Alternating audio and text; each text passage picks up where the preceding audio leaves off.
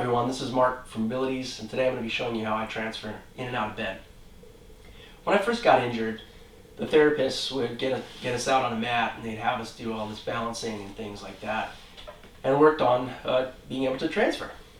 And it was really one of the most important things that I thought at the time in order to kind of lead me down a road to independence. Being able to get in and out of bed and then potentially transfer to other things, whether it be a couch or a toilet. I hate to say this, but it made me feel like I could have a more normal life, being able to do the things that I used to do. So what I'm going to show you today is my transfer, but also kind of talk about how I built up to that and the things that I think are really key to perfect a good transfer. So the first thing is just kind of understanding the environment that you're in. I chose to do the bed today because I feel like this is probably the one place where you're going to transfer in and out of the most in your day-to-day routine. So for me, what I would do is I say, okay, how can I make this environment the best possible so that I know that I have the best opportunity to make a good transfer? So the first thing would be the bed. When you get out of the hospital, it's very likely that you're going to get a hospital bed. And one of the nice things about, well, I don't know now, it's been a while, but I know with my bed, it would go up and down. And the nice part about that is when you're transferring, it's always an advantage if you can transfer from high down to low. So if your hospital bed can go lower than your chair, then it makes the transfer easier. It also makes a lot of sense when you have a sliding board, because when you put this guy in here, if you're having to go uphill, it's difficult, and you most likely need assistance. It's nice to be able to go down. So if you have that advantage, that's a good thing. Now, I want to say, like, after 5 years of having the hospital bed and being injured, I decided that I wanted to switch to a regular frame and not a hospital mattress. Pressure sores were a concern, but as an incomplete injury, I could feel when I was having the pressure. So I went and I tried out different mattresses, and I found one that worked for me that allowed me to be able to move around, but at the same time wasn't giving me that pressure that I was concerned about. Now with the bed, you want to make sure, since this one doesn't go up and down, that you buy a frame that is low, that you can get your chair close to, because you want to make sure that you're really close to the bed when you transfer. And also, you don't want to have a huge box spring. So they make these things called bunkie boards, which are really thin, and you can buy one, which will give you the box spring effect, but allow you to put your mattress really low. So for me, I have a mattress that's at a good height. It's slightly higher than my chair, which I wanted because when you get in the mattress and you're on it, it'll sink a little bit. So when you're transferring out, you want that mattress to still kind of be a little bit level. Plus, to me, it's easier to transfer in when you're fully awake than when you're kind of tired and you're getting out of bed. You don't want to be fighting, maybe you have spasms, maybe you're just weak.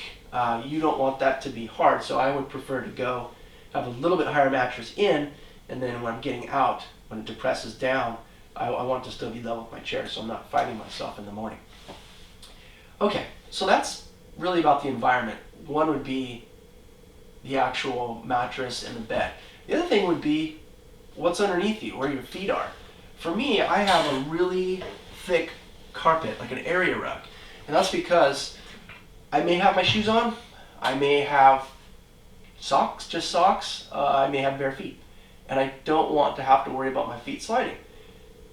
Positioning of your feet is something that I think is really key to a good transfer. If you're able to put your feet in the proper way and not have them slide, you can actually kind of use that and leverage it to make a better transfer.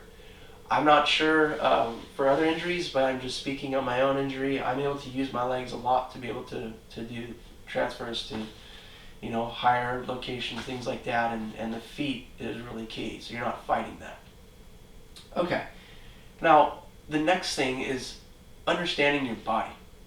I think it's really important in order to have a good transfer, or just any of your day-to-day tasks, is to understand like how your body works post-injury. So what I mean by that is, one of the things that happens quite a lot is spasticity. I know different people medicate it. People medicate it in different ways. For me, I don't take any medication. I've actually been very lucky with my spasms where I've learned to use them to help me be more independent. But also they don't keep me up at night. They don't create any kind of hygiene or pressure issues or throw me out of my chair. I mean, I do have those spasms, but I'm able to kind of control it, or I know when they're coming, so I can avoid that. But what I mean in terms of the transfer is, if you're going to be moving around and transferring into bed, you want to make sure that you don't have a spasm that's going to shoot you out of your chair. You need to make sure that when you're in this position, your legs don't go straight out, or that your back's going to, have a spasm. Also, do you have a weaker or stronger side? Do you have an arm or a wrist that maybe is not as strong as the other one? That might, change how you would transfer. Maybe you would transfer on the other side of the bed, depending on what you feel more comfortable with, where you put your arms. All these things play into it, and they take a long time. But you need to keep it in mind when you're doing this. Last, I would say it's really important to ask yourself, how comfortable do you feel in your chair? Now, if you're newly injured, that question is going to be probably, I don't feel comfortable. Because you don't necessarily know what you need, you're relying on someone like an ATP to make that decision for you. And I can tell you, I've gone through many chairs, and it's taken a while to get to a place where I said, this is something that works for me and allows me to be as independent as I want to be in it. So that's going to be key as well. How comfortable are you going to be in your chair? Because half of your transfers, let's just say, not just bed, car, couch, anywhere, half of that transfer is going to be either back or out of your chair. So you need to make sure that you're comfortable transferring from and to this guy.